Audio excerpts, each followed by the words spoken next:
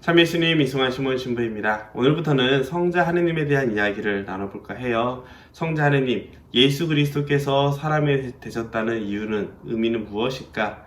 그분께서 돌아가셨다가 부활하셨다는 건 또 어떤 의미일까? 그분의 가르침은 또 어떤 의미일까? 이런 이야기를 나눠보도록 할 건데요. 첫 시간으로서 예수님께서 사람이 되셨다는 것이 얼마나 우리에게 큰 기쁜 소식으로 전해지는지를 한번 이야기 나눠볼까 합니다. 마르코복음 1장 1절에 이렇게 표현합니다. 하느님의 아들 예수 그리스도의 복음의 시작. 여기서 이 복음이란 무엇일까? 복음은 말 그대로 기쁜 소식이잖아요. 예수님께서 우리에게 오셔서 이스라엘 백성들에게 회개하여라, 하느님 나라가 가까이 왔다 라고 말씀하시는 그분의 선포와 함께 그분이 일생 동안 하셨던 모든 가르침과 기적들, 행동들이 우리에게는 기쁜 소식으로 전해집니다. 하지만 이것만 기쁜 소식일까요? 더 중요한 기쁜 소식이 있다면 예수님께서 하느님이심에도 불구하고 하느님의 영광을 데려오시고 우리 인간과 똑같이 오셨다는 그 사실만으로도 우리에게 큰 기쁜 소식이 됩니다. 예를 들어 이렇게 생각하면 좋을 것 같아요. 여러분들이 만약 반려동물, 강아지나 고양이를 키운다면 정말 이뻐하고 사랑하겠죠. 하지만 여러분들이 그 사랑이 크기 때문에 똑같이 강아지가 될 수 있다면 하시겠습니까? 또 고양이처럼 될 수 있다면 하시겠습니까? 쉽지 않은 선택일 거예요. 그럼에도 불구하고 하느님께서는 하느님의 영광스러운 지위보다 인간과 똑같은, 그것도 아주 작고 나약한 어린아이의 모습으로 황궁이나 귀족이 아닌 정말 가난한 한 집안의 평범한 가정으로 찾아오게 되었죠. 그렇게 해서 우리에게 오셨다는 것은 두 가지 의미를 가지고 있을 거예요. 우리를 그만큼 진실로 사랑하시면서 우리를 구원하시겠다라는 의미도 있겠고요. 어떤 방법으로든 우리와 함께 하시겠다, 임마누엘 하느님이라고 하잖아요. 그 의미를 담고 있다고 보시면 좋을 것 같습니다. 이렇게 커다란 기쁜 소식, 이스라엘 백성들은 그 기쁜 소식을 어떻게 전했을까요? 두 가지로 전했겠죠. 예수님이 하셨던 모든 말씀과 가르침을 통해서 우리에게 구원으로 초대하십니다 라고 고백하면서 선포한 것도 있고, 그분께서 돌아가셨고 부활하셨습니다 라는 걸 통해서 이분이야말로 참으로 하느님이시다 라는 것을 알려주기도 합니다. 그런데 혹자는 이렇게 반문을 하기도 해요. 저한테 학생들도 이런 질문을 하는데, 예수님께서 사람이 되신 것이 우리에게 무엇이 그렇게 중요한가요? 그분의 말씀을 그냥 따라 살면 되는 거 아닐까요? 혹은 내 안에 있는 상처나 아픔들을 치유만 받으면 되는 거 아닐까요? 네, 구원에 있어서 그분의 말씀, 예수님의 말씀과 행적을 닮고 따라가는 것은 굉장히 중요합니다. 하지만 그분이 사람이 되셨기 때문에 우리에게는 더 큰 구원의 문이 열렸다라고 생각하면 좋을 것 같아요. 왜 교회에서는 성자께서는 저희 인간을 위하여, 저희 구원을 위하여 하늘에서 내려오셨음을 믿나이다 라고 고백을 할까요? 이것은 예수님께서 사람이 되셨다는 것이 큰 사랑의 표현이면서 구원의 의지를 드러내지만, 동시에 우리 인간의 입장에서 하느님을 찾아 나아갈 때 필요한 의미를 알려주기 때문입니다. 자, 한번 생각해 볼까요? 예수님이 만약 하느님이시기만 했다면 어떨까요? 그분께서 인간이 되어서 뭔가 가르침과 기적을 청했지만 우리는 그걸 따라 살면서도 무의식적으로 한계를 지어버립니다.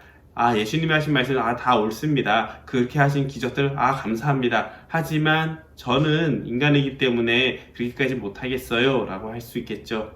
하지만 예수님께서 사람이 되어서 오셨기 때문에 우리는 그분의 했던 행동, 삶, 가르침을 닮아 살아간다면 누구나 다 구원받을 수 있다는 강한 희망의 문이 열리게 됩니다. 두 번째로, 예수님께서 하느님이시기만 했다면 하느님한테는 고통이 있을까요? 십자가에 못 박혀 돌아가셨을 때 그 고통은 일종의 쇼처럼 보여주기식일 수도 있겠죠. 하느님께서 죽을 수 있을까요? 죽음을 통해서 죽은 척을 한 것처럼 우리에게 보여준 걸 수 있겠죠. 이렇게 되면 자칫 예수님께서 우리에게 오셨던 모든 행동과 가르친 모습들이, 기적들이 일종의 하나의 쇼처럼 또 느껴질 수가 있습니다. 하지만 그분께서는 온전히 사람으로 오셨기 때문에, 참 사람으로 우리에게 오셨기 때문에 그 고통과 죽음을 모두 함께 하셨고, 우리의 나약함을 가지고 있는 상태에서도 하느님께 나아가는 방법을 알려주신 것이죠. 그만큼 예수님께서 사람이 되셨다는 것은 큰 의미를 보여줍니다. 그분에 대한 사랑, 그분의 구원 의지, 함께 하셨다는 의지, 또한 참으로 우리에게 구원의 길로 갈 수 있다는 희망까지, 이 모든 것을 알려주기 때문에 우리의 신앙인들은 예수님의 모습을 닮아 살아가는 것을, 제2의 그리스도가 되는 것이 우리의 영성생활의 하나의 목표가 되는 것이죠. 자, 또 다른 차원을 생각해 볼까요? 예수님이 만약 사람이시기만 했다면 어떻게 될까?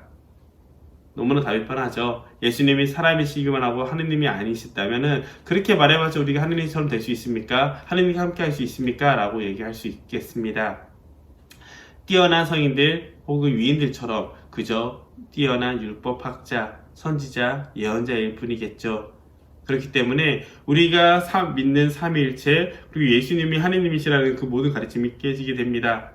또 다른 식으로 생각하면은 예수님께서 사람이셨다가 어느 순간 하느님이 되셨다라고 하는 순간, 예수님께서는 세상 찾을 때부터 계셨던 분이 아니라 어느 순간 하느님이 되신 분이기 때문에 자칫 삼위일체 같은 하느님이 아니라 그리스 로마 신화처럼 제우스가 있고 아폴론의 관계처럼 생각할 수도 있게 됩니다. 우리가 가지고 있는 신앙 자체가 망가지는 것이겠죠. 그렇기 때문에 우리는 이렇게 고백을 하는 거예요. 예수님께서는 참 하느님이시고 참 사람이시다.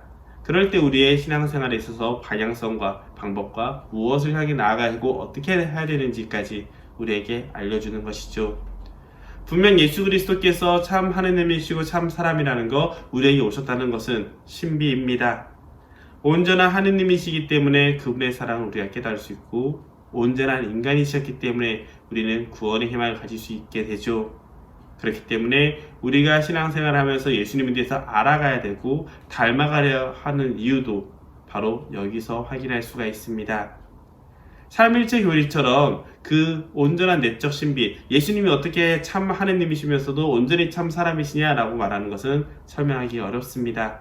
하지만 우리가 가지고 있는 믿음과 희망과 사랑의 그물이 된다는 것을 기억하면서 예수님을 닮아가고 바라볼 수 있었으면 좋을 것 같아요. 하느님의 사랑을 깨닫고 거룩한 모범이 되며 하느님의 본성에 참여하는 것, 그럴 때 우리는 하느님과 온전히 함께하는 구원에 다다를 수 있을 겁니다. 조금 얘기 어려웠었는데요, 예수님에 대한 사람으로 오셨다는 이 사건이 얼마나 놀라운지 기억하시면서 다가올 성탄 때에도 그 신비를 묵상한다면 보다 의미 있는 시간을 보낼 수 있지 않을까 싶습니다. 오늘도 들어주셔서 감사합니다.